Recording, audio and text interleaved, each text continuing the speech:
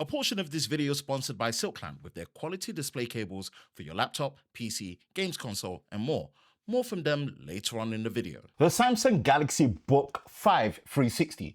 As a mouthful of a name as it is, the 360 is in the name because of the 360 hinge, the touchscreen, the Intel-powered chipset that's inside, and everything that makes the Windows experience great with the Galaxy Book. But you see, the time that I've spent with this particular model being the 15.6 inch, I keep thinking to myself, the starting price of this particular SKU at £1,049. Do you get this, or do you spend a bit more and go up to the Pro model? Well, let me just talk you through my experience with it. Now for the design and the overall build quality and things like the ports and the arrangement, this is typical Samsung Galaxy Book. It's really nice and understated and just feels like a very professional laptop that puts it in place with what you would expect for where it's meant to sit. Now, I do like it. I think it's great. I think it's good. Now, the bezel at the bottom is slightly thicker than I would like. But again, I think it's just par for the course for how these are designed. This is just meant to be industrial, but nice, slim, rigid, and well built. There's not much flex, if any, at all. It's really tightly put together, and I like it very much. Now, ports-wise, you do have a HDMI output. You've got two Thunderbolt 4 ports as well in the shape of USB-C on the left, and then you've got a micro SD card slot, a full-size USB-A port, and also an audio output as well with the 3.5mm port. Now, here's where my thoughts and opinions kind of come into play when it comes to the ports arrangement. Personally, I cannot for the life of me remember the last time I used a USB-A port. So I would much rather have preferred another USB-C port here. That's me personally.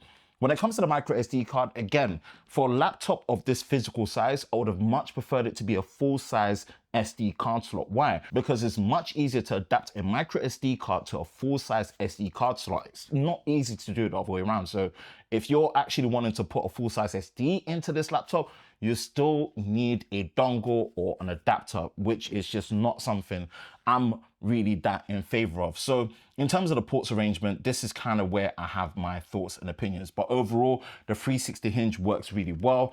It really sticks into place. So you can put it into tent mode and, you know, have it in tablet mode, and it auto orientates, and it's a full touchscreen, which we'll get onto when it comes to the display. But overall, I do like the look, the design, and the build quality.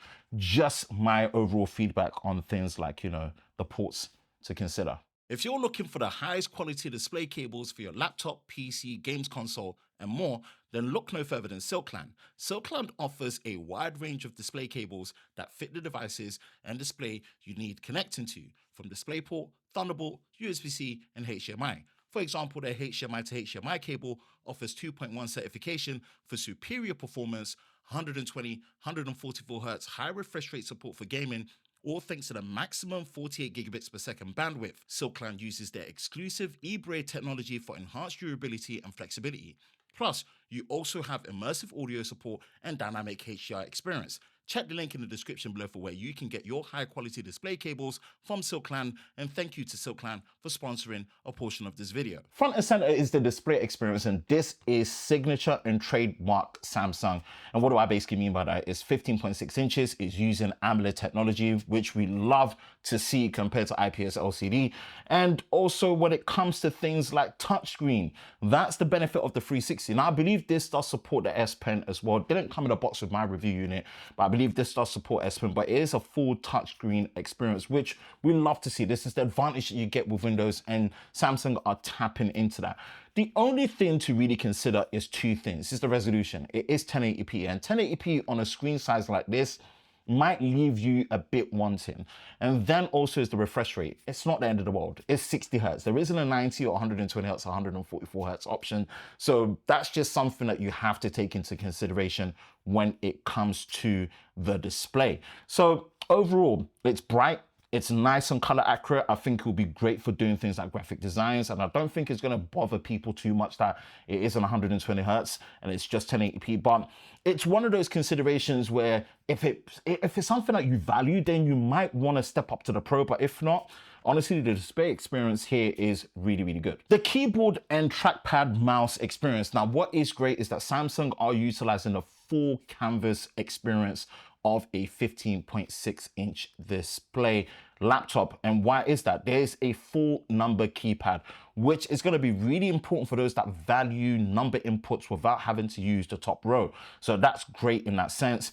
And of course, you do have the built-in fingerprint sensor at the top right, which is also doubling up as the power button. So I like it for that sense. I think by principle, I've gotten to a place where I don't care too much for the number pad. I do prefer bigger keys that are more centralized, given space for a better keyboard experience in that sense for typing, and also more room for things like speakers. But that's just a personal preference thing. For those that prefer like an absolute full keyboard experience, you're going to be right at home here. The trackpad is of a good size.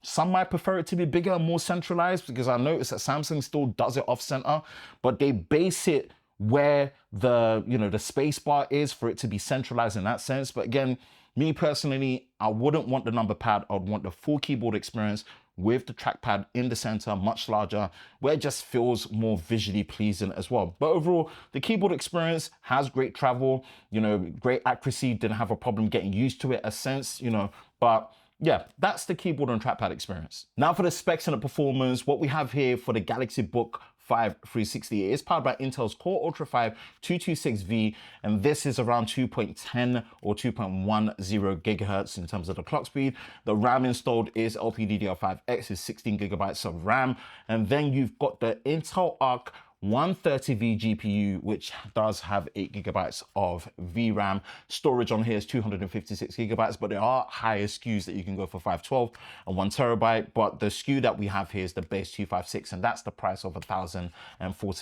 on Samsung UK's website. And I think the performance is adequate, for when you're using it for things like word processing, general computing.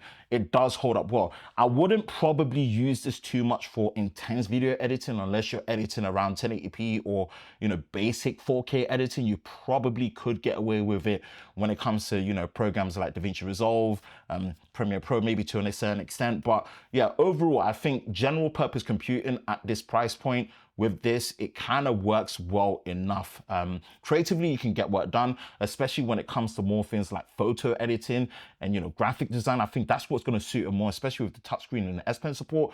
Video editing, which is my primary thing, yeah, you might have to walk the line with a bit more caution. But overall, that's the specs and the performance for the Book5 360. Now for the battery life and charging experience, what we have here on the Book5 360 is a 76 watt hour battery.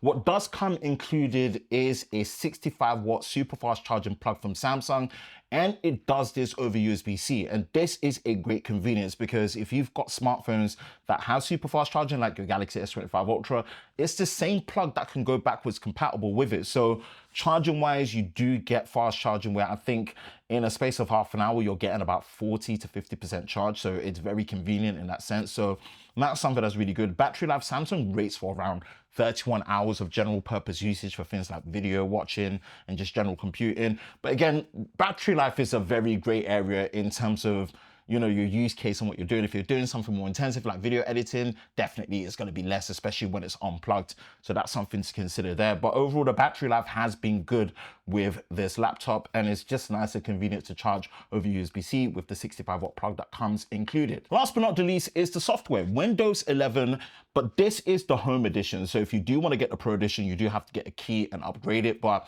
the Home Edition to the Pro Edition is not too different in that retrospect. But as someone that's been a long-term Windows user, I like Windows. I do use macOS on a regular basis for my creative work, but yeah, Windows is still low-key where my heart is, because I feel like it's just much more of a user-friendly platform, especially with how it manages Windows and split screening, and also the file system management with the File Explorer is just a lot better in that sense than my computer, or they just call it computer now, right? Or this PC.